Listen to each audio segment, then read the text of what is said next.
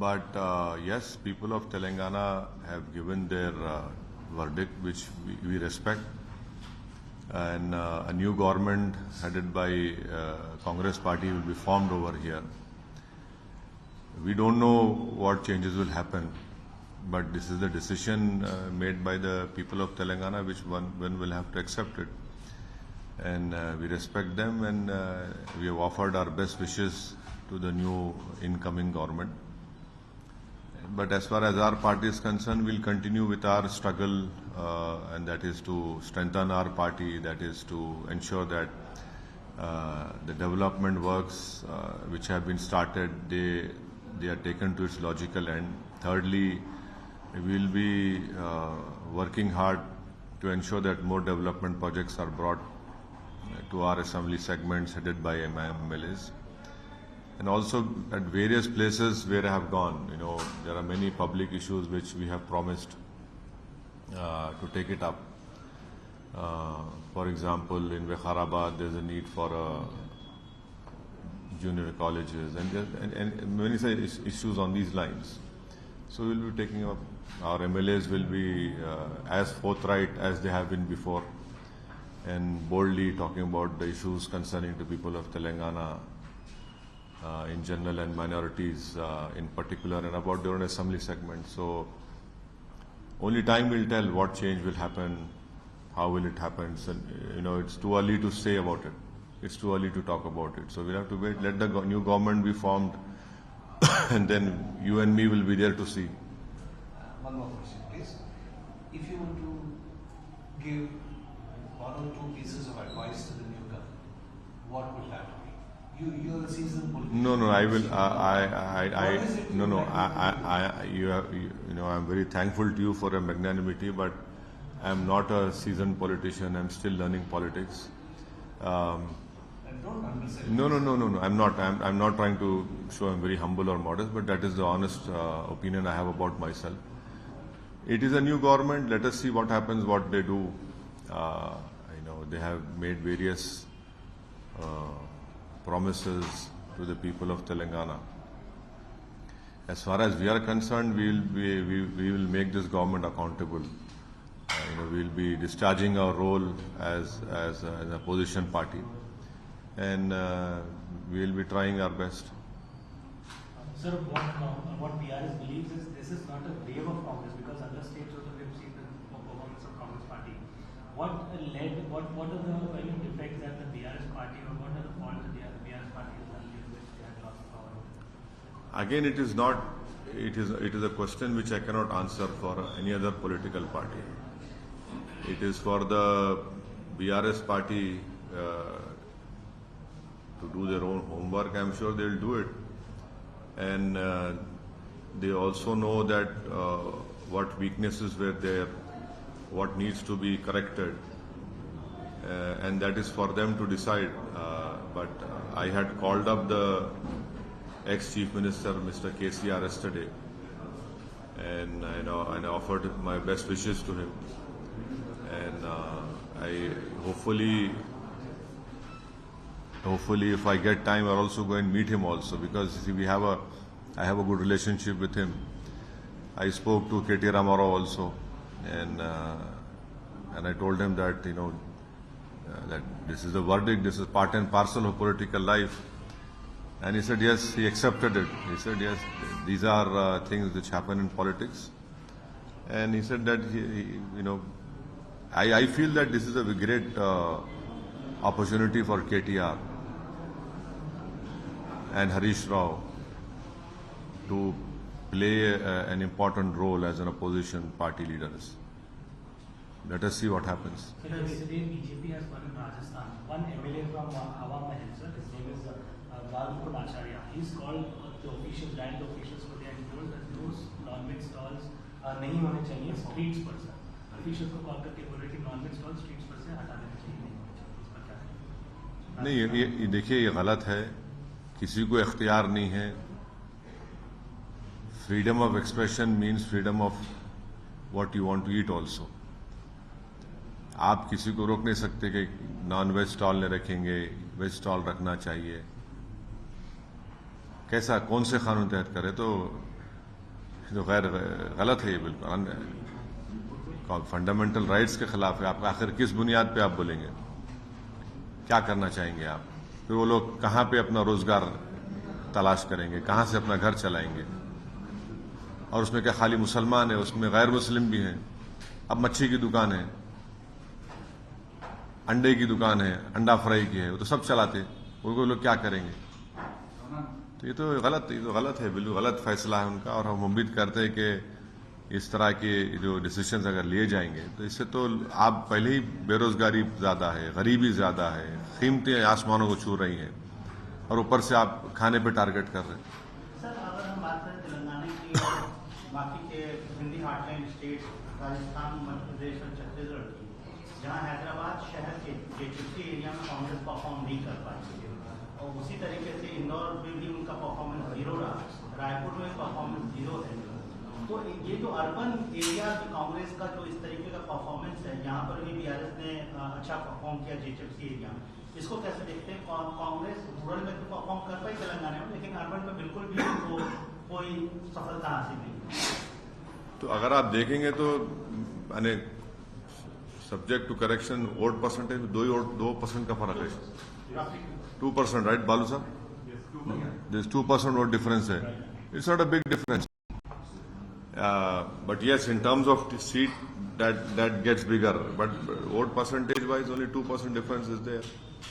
Yes, it is a fact that Congress could not win in Hyderabad Parliament, in Secunderabad, in Malkajgiri also. So yes, that is a fact, and that is also a strength of MIM and BRS also, that they could win from there. So to make it very different, urban, rural, I don't think so that is correct, because end of the day, I can also say that when you have won here, why didn't you win in Vikharabad and in Tandur or Pargi? Why couldn't you win in Ibrahimpatnam? So every area has a different challenge. All depends on candidates, what was the mood over there. But the fact is, yes, we also played an important role in that. Our party did play a very important role in that. 24 का election सामने है sir. अगर हम Hyderabad parliamentary constituency की बात करें आगे, फिर से मेरा वही सवाल था, 20% काफी कम। क्या sitting MP and party president also you see it as a challenge in front of you, how to increase and how to approach the people and convince them to vote, exercise their vote? Low voting percentage, very narrow margin से victories हो रही हैं, इसको कैसे देखते हैं और इसको कैसे आप कोशिश करेंगे कि इसको हम? नहीं, लो पोलिंग परसेंटेज के कई वजूहात हैं। एक वजह यह है कि गैर जरूरी के हर बार सेंसिटिव के नाम पर पुलिस को, पैरामिलिट्री फोर्स को आप खड़ा कर देते हैं और बैरिकेड्स लगा देते हैं, रोड्स बंद कर देते हैं आप, और आप लोगों को निकल कर रोड जाने की तकलीफ हो जाती है उस दिन। तो वो एक वजह है। दूसरा वजह यह है कि हमारी कोई कमजोरी होंगी, हमको उसको दूर करना चाहिए। तीसरा यह है कि आवाम में भी थोड़ा इंटरेस्ट कम हो रहा है, छुट्टी मनाते उस दिन कि बाहर चले आते। तो ये अहम 3 चीजें। और चौथी चीज ये है कि पोलिंग बूथ जो है, मेरे को एक बात समझ में नहीं आ रही कि गवर्नमेंट के स्कूल्स जो है, गवर्नमेंट के स्कूल्स प्राइवेट बिल्डिंग में चल सकते हैं, तो पोलिंग बूथ प्राइवेट शादी खानों में क्यों नहीं आते भाई? कंप्लीटली मेरे को बिल्कुल ताजुब होता। इलेक्शन कमीशन ऑफ इंडिया को देखना चाहिए कि अगर पूरे इंडिया में गवर्नमेंट स्कूल प्राइवेट बिल्डिंग में चलते, तो आप एक दिन के लिए क्यों नहीं लेते किसी मैरिज हॉल को? आप यानी एक जगह ले रहे आप, और एक जगह पे 1100 वोट है, माने 2 कमरों को आप, इससे कम कमरा है और आप 2 बूथ, तो कहां पोलिंग परसेंटेज बढ़ेगा? आपके पास कई मैरिज हॉल्स है, आप लीजिए ना। ईसीआई को तो पैसा मिलता गवर्नमेंट ऑफ इंडिया से, बजट सैंक्शन होता, तो उनको चाहिए कि भाई जहां पे ऐसे मैरिज हॉल्स हैं या प्राइवेट हॉल्स हैं या बिल्डिंग्स हैं, आप एक दिन के लिए उनको लीजिए, एक दिन के लिए 4 दिन जो भी लीजिए, ताकि कम से कम लोग जाके वोट डाल सकें। और आज भी हम देखें कि कई बुजुर्ग लोग नहीं डाल सके वोट, क्योंकि उनको सहूलत ही नहीं जाने की वहां पे। और फिर आप एक कंडीशन लगाते कि गाड़ी का दूर रोक देना, तो उससे भी वुमेन पोलिंग मुतासर होती। तो हमारे तरफ से जो भी कमजोरी है हम उसका सेल्फ इंट्रोस्पेक्शन कर रहे, और हम लोग मेहनत करेंगे हमारे असेंबली कॉन्स्टिट्यूंसी में जहां पे हमारे को लो पोलिंग परसेंटेज हुआ। जाहिर है हमारे में कोई कमजोरी रही होगी, उसको हम बराबर दूर करेंगे, मुलाकात करेंगे आवाम से। अब तो बूथ वाइज डेटा आता है, तो हम देख रहे हैं, उस पर काम होगा, और इंशाल्लाह मुझे यकीन है कि पार्लियामेंट इलेक्शन में पोलिंग परसेंटेज बढ़ेगा। 3 राज्यों में बीजेपी की जीत हासिल की, और ये भी कहा जा रहा है कि अब नरेंद्र मोदी इनविंसिबल है, वो हैट्रिक करने जा रहे हैं। जिस प्रकार से उनके हौसले बुलंद हो गए और अभी ऑपोजिशन के पास चेहरा ही नहीं है, तो क्या आप भी समझते हैं सर कि 3 राज्यों के बाद बीजेपी काफी स्ट्रांग पोजीशन में है और ऑपोजिशन के पास मोदी का जवाब नहीं है? लाइटर वेन में मैं भी इनविजिबल था वहां पे, तब भी बीजेपी जीत गई। मैं तो था ही नहीं वहां पे, तब भी बीजेपी जीत गई। हम लोग राजस्थान में 10 सीट लड़े तो, और 4 सीट मध्य प्रदेश में लड़े, छत्तीसगढ़ में तो हम थे ही नहीं, तब भी बीजेपी जीत गई। अब नहीं मालूम अब किसको ब्लेम करेंगे ये लोग, अब किसको ब्लेम करेंगे नहीं मालूम, सोचना पड़ेगा इन लोगों को। हमारी बीजेपी जीती वहां पर, यानी मध्य प्रदेश में जो मेजॉरिटी बीजेपी लेकर आई वो फॉर्मेडेबल है, वो मैंने बड़ी मेजॉरिटी है वो।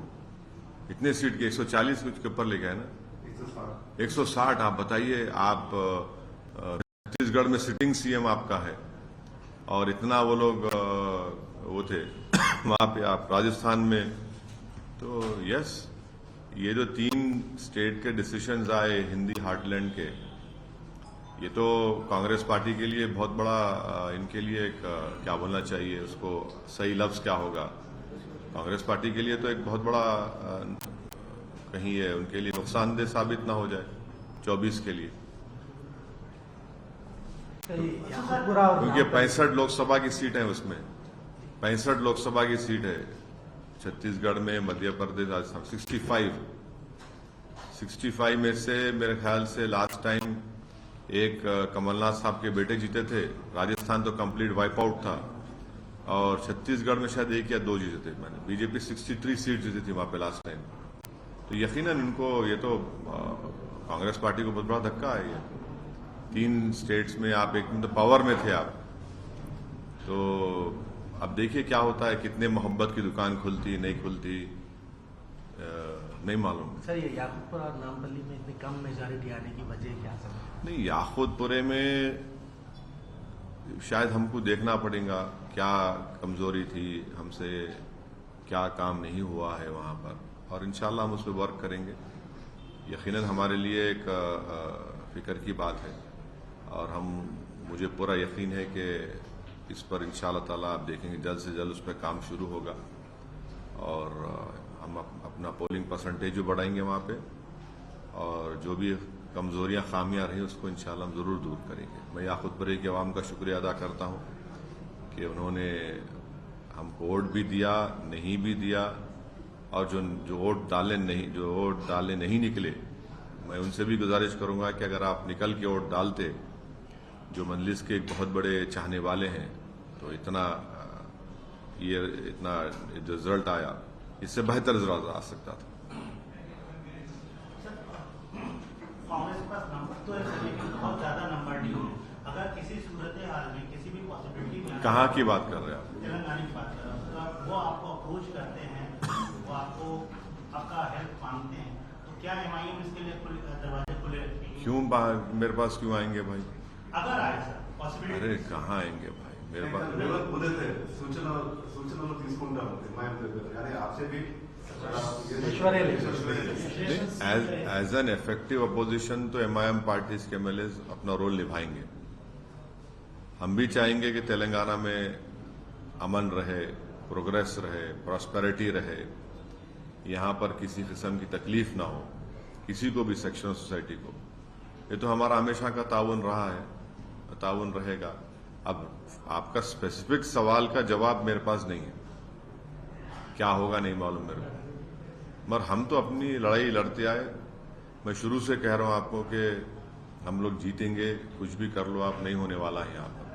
ठीक है, पोलिंग परसेंटेज कम हुआ थोड़ा, आखिर राउंड्स तक गया याकूतपुरे में, मगर हम तो अपनी ताकत अल्हम्दुलिल्लाह अल्लाह करम में रिटेन कर सके उसको।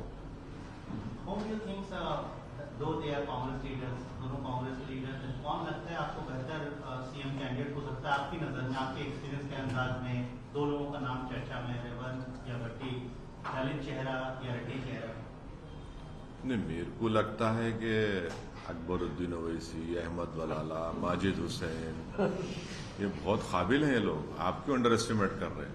नहीं, अगर लॉटरी उठी तो फिर इनका नाम क्यों नहीं उठना चाहिए? नहीं, ये क्या बात है? नहीं, ये क्या, अरे देखिए, ये उनकी पार्टी का फैसला है भाई, मैं क्या करूंगा उसमें?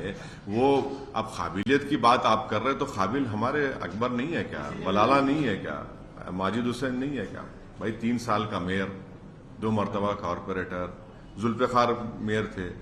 काबिलियत की बात करें तो आप, काबिलियत में हम पीछे नहीं है। इसीलिए मेरा सवाल, पहला सवाल पर जाऊंगा सर। मेरा सवाल ये था कि अगर उन्होंने आपको अप्रोच किया तो क्या रूलिंग पार्टी के साथ for people's welfare you will work together? नहीं, अब अप्रोच करेंगे नहीं करेंगे, अब आपको कोई बोले हैं तो मेरे को नहीं मालूम, मुझे को तो नहीं बोले। सर माइनॉरिटी का चेहरा उनके पास अभी फिलहाल तो नहीं दिख रहा है सर, तो अगर आपको अप्रोच करते हैं तो क्या करने के लिए? आपको दिख रहा है माइनॉरिटी का चेहरा हूं मैं इंडिया का चेहरा हूं, मैं भारत हूं। आप गैर जरूरी मेरे खानों में बांट रहे हैं हमारे को, आप मत बांटिए खानों में। Muslim representations, BJP has become stronger in North India, in Central India, and the Congress Party has become stronger, and India Alliance, Congress Party has become stronger in the southern states. So in the coming elections, will it be a North versus South battle in the parliament? No. Don't ever do that. This is what BJP wants. And it is wrong to say that Congress is strong in South. You see, there is only 2% vote difference in Telangana. And in Karnataka, we don't know what will be the result when parliament elections take place. Thirdly, in Tamil Nadu, it is the AIA-DMK and the DMK who are in power, not Congress party. In Kerala, it is the UDF and the LDF over there. So I don't think so that is the right comparison to make. And this is North and South. Yes, BJP has won 3 elections in the Hindi heartland, and these are big victories for BJP. Defeating a Congress party in Chhattisgarh and retaining Madhya Pradesh state. And of course Rajasthan, they have every 5 years the government changes. It is a challenge for all of us come 2024, and it is a bigger challenge for the parties who are there in that IND alliance. Sir, ये 4 states में 636 MLAs में ruling party का एक भी मुस्लिम MLA नहीं elect हुआ। मुस्लिम representation ruling party से मुराद कौन? बीजेपी और कांग्रेस। कोई भी मुस्लिम MLA इलेक्ट नहीं हुआ। नहीं, मध्य प्रदेश में आरिफ मसूद हुए ना। 2 इलेक्ट हुए हैं, बोथ अपोजिशन MLAs। नहीं, अच्छा, रूलिंग पार्टी में तो बीजेपी है। बीजेपी टिकट देती भी नहीं ना। बीजेपी तो टिकट, देखिए बीजेपी का क्लियर कट है, वो मुस्लिम माइनॉरिटी को इंडियन पॉलिटिक्स से इनविजिबलाइज कर चुके हैं। अरे एक मिनट ठहरिए भाई, बात मत करिए, एक मिनट ठहरो भाई। तो वो लोग इनविजिबलाइज कर चुके हैं पूरा, वो कोई है ही नहीं। तो बीजेपी का, उनके पास एक मुस्लिम एमपी नहीं है, मुस्लिम मिनिस्टर नहीं है यूनियन गवर्नमेंट में, तो बीजेपी का क्लियर कट आइडिया है। अब दूसरे पार्टीज जो है, अब वो भी तो वैसी फॉलो कर रहे हैं, वही फॉलो कर रहे हैं ना। वो भी तो सॉफ्ट हिंदुत्व बोलिए, हार्ड हिंदुत्व बोलिए। अब कमलनाथ साहब का मध्य प्रदेश स्टेटमेंट था कि राजीव गांधी ने बाबरी मस्जिद के ताले खोले। अब आपके ही घर को लॉक पड़ गया, मध्य प्रदेश में आपके ही घर को लॉक पड़ गया। अब इनको सोचना चाहिए। ये छत्तीसगढ़ में आप बड़े बड़े धर्म संसद कराए, आप कराइए। अब आप ये चीजें हैं, ये देखना पड़ेगा। तो ये तो है। विंटर सेशन चल रहा है सर पार्लियामेंट का। प्राइम मिनिस्टर ने आज एड्रेस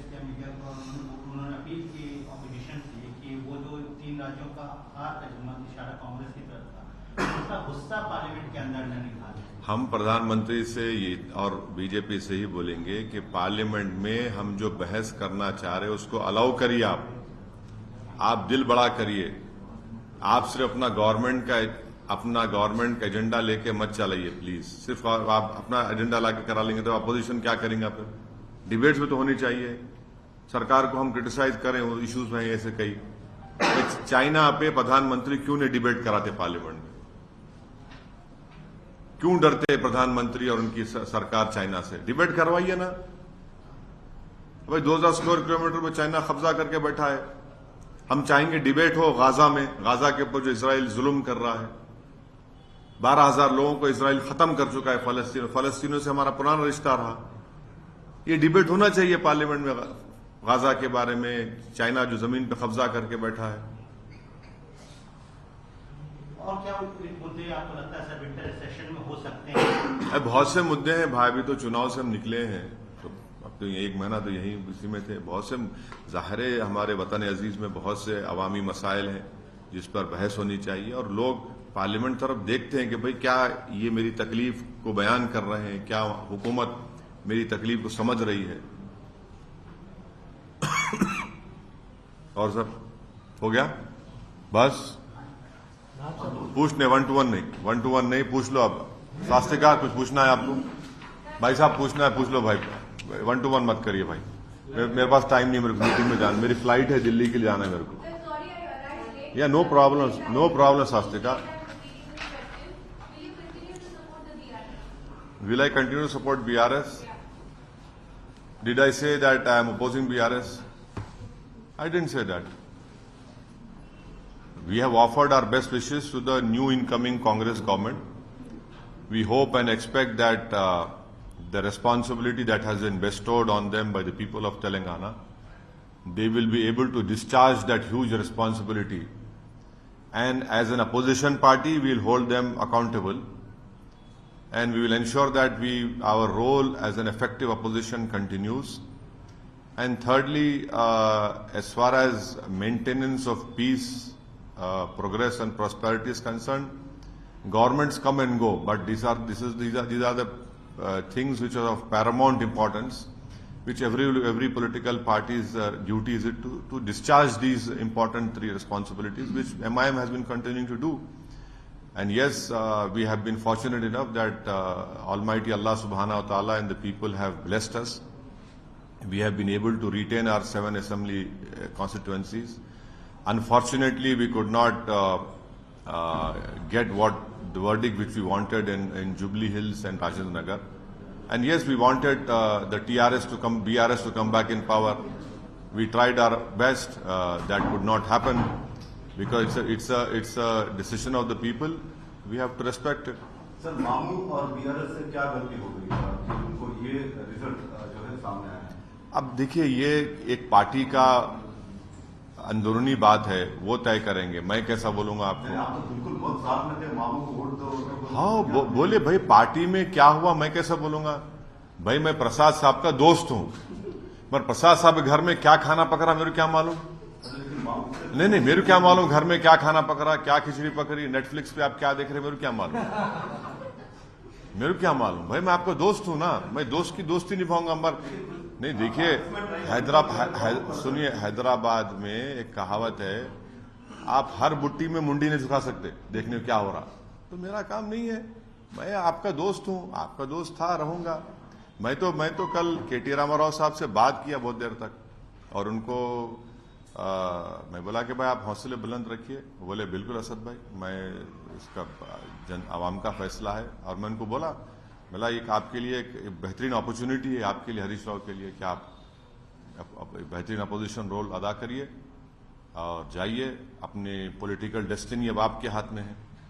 और मैं ex-CM से भी कांटेक्ट करने की कोशिश किया, तो मालूम हुआ वो वक्त देंगे तो उनसे भी जाके मिलूंगा मैं। देखिए ऐसा है ना कि ये इलेक्शन होते जाते हैं, मगर इंसानी ताल्लुकात तो अपनी जगह पर रहेंगे। कांग्रेस भी आपके पुराने दोस्त है। अभी ये भी कहा जा रहा है कि अगर वक्त आने पर, मौका मिलने पर MIM जो है कांग्रेस के साथ भी जो है कंधे से कंधा मिला सकती है। नहीं, आपसे सुन रहा हूं मैं। मेरे को नहीं मालूम। आपको लगता है सर कि बीजेपी विकल्प साबित होगी बीआरएस की? जिस तरीके से ग्रोथ हुआ है, पिछला परसेंटेज से डबल परसेंटेज से ज्यादा हो पाएगी? कांग्रेस के लिए विकल्प स्थापित नहीं हो सकती। आप क्यों समझ रहे? आप ये क्यों समझ रहे कि कांग्रेस के लिए विकल्प साबित नहीं हो सकती? रीजनल पार्टीज जो है ना वो रहने वाली हैं। अब नेशनल पार्टी अगर हार रही है बीजेपी के खिलाफ तो उसका क्या होगा? मध्य प्रदेश में, छत्तीसगढ़, राजस्थान में। तो ये तो सबको सोचना पड़ेगा ना, सिर्फ एक पार्टी को तो नहीं है, हमको भी सोचना पड़ेगा। हम तो बोल रहे थे हमारे चुनाव में, आप मेरे भाषण सुनिए, आशीष फॉलो करे, प्रसाद साहब, आप लोग सब, मैं बोल रहा था निजामाबाद, मैं आपको बोल रहा था मधोल, नहीं निजामाबाद बोल रहा था, मैं मधोल बोल रहा था, निर्मल बोल रहा था, मैं जहीरा नहीं आपको करीमनगर बोल रहा था। ऐसे कई कॉन्स्टिट्यूंसी में पब्लिकली बोल रहा था। और जो लोग मेरी बात को सीरियस नहीं ले रहे थे, आज मुंह नहीं छुपा सक रहे वो लोग। आज मुंह छुपाने के लायक नहीं है वो लोग। जो ये समझ रहे थे असदुद्दीन ओवैसी डराने के लिए बोल रहा है, आज बोलो कुछ।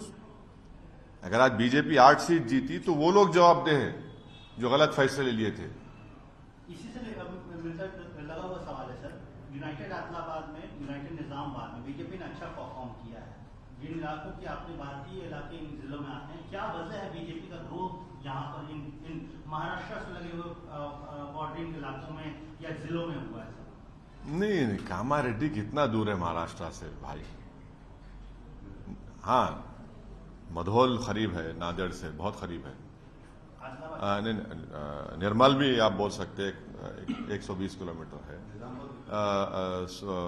बोध की सीट है ना, वो भी एक है, करीब है, मगर इससे महाराष्ट्र ताल्लुक नहीं है। बीजेपी को आपको एक्सेप्ट करना पड़ेगा, एक चैलेंज है वो।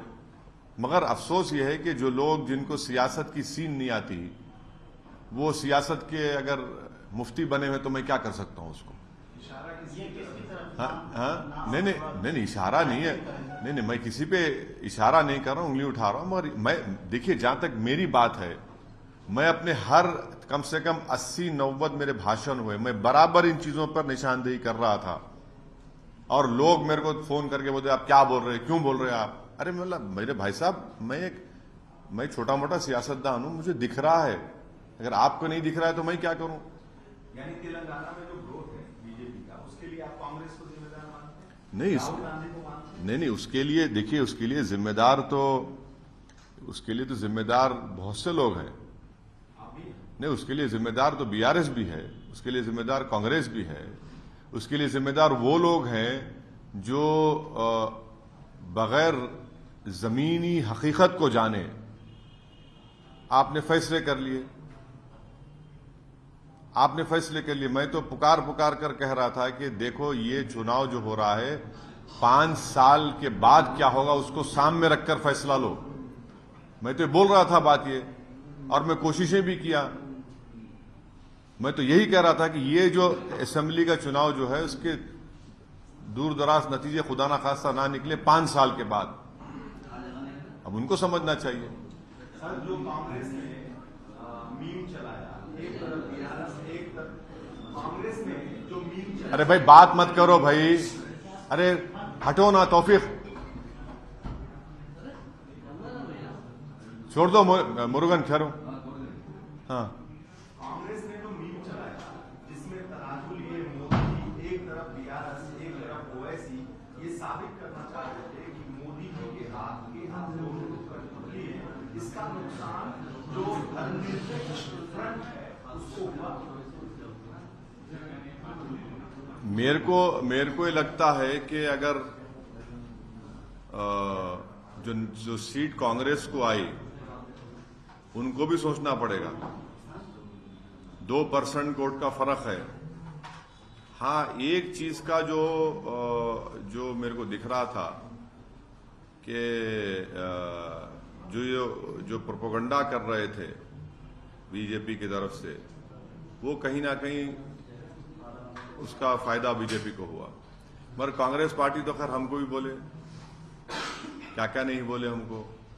अब चुनाव हो चुका है, मगर अल्हम्दुलिल्लाह अवाम ने उसको मुस्तरद किया, रिजेक्ट किया। तो अब देखिए, ये मैं ही तो कह रहा था अब आने से पहले कि मैं तो जिम्मेदार नहीं हूं राजस्थान, मध्य प्रदेश, छत्तीसगढ़ का। मैं तो था ही नहीं वहां पे। अब नहीं मालूम अब किसको जिम्मेदारी देंगे, किसको। हाँ, ईवीएम को देंगे। अच्छा, ठीक। तेलंगाना में सर कुछ मुस्लिम सोशियो स्पेशल ऑर्गेनाइजेशन ने भी चिट्ठी जारी कर कांग्रेस के पक्ष में मतदान करने की बात की। उनको कहा कि हम उनको एक्सटेंड, उनके कैंडिडेट्स को 67 सीट्स पर किया। उसका भी आपको लगता है कुछ असर पड़ा? ये जो सोशियो रिलीजियस ऑर्गेनाइजेशन। अब देखिए, चुनाव में हर एक को इख्तियार है अपनी अपनी फैसले देने का, हम किसी को रोक नहीं सकते। उन्होंने भी अपनी जिम्मेदारी को निभाया। सवाल आपने मुझसे किया था कि बीजेपी जो जीती है, मैं ये उस पर अपनी राय दिया हूं, मगर हम किसी को रोक नहीं सकते कि आप किसी की तायद करें ना करें, उनका इख्तियार है।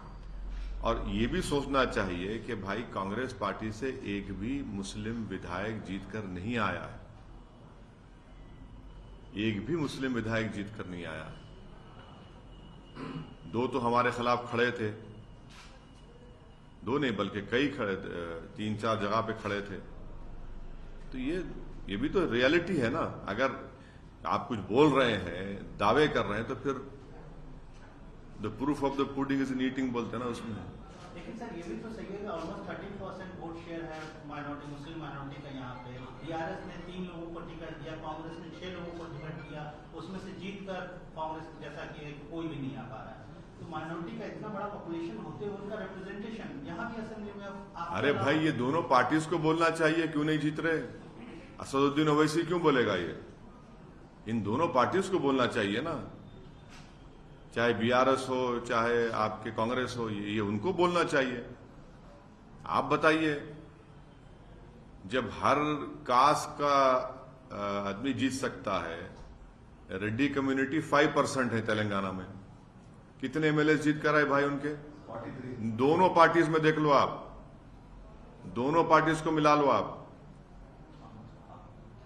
दोनों पार्टीज को मिला लो, देख लो आप।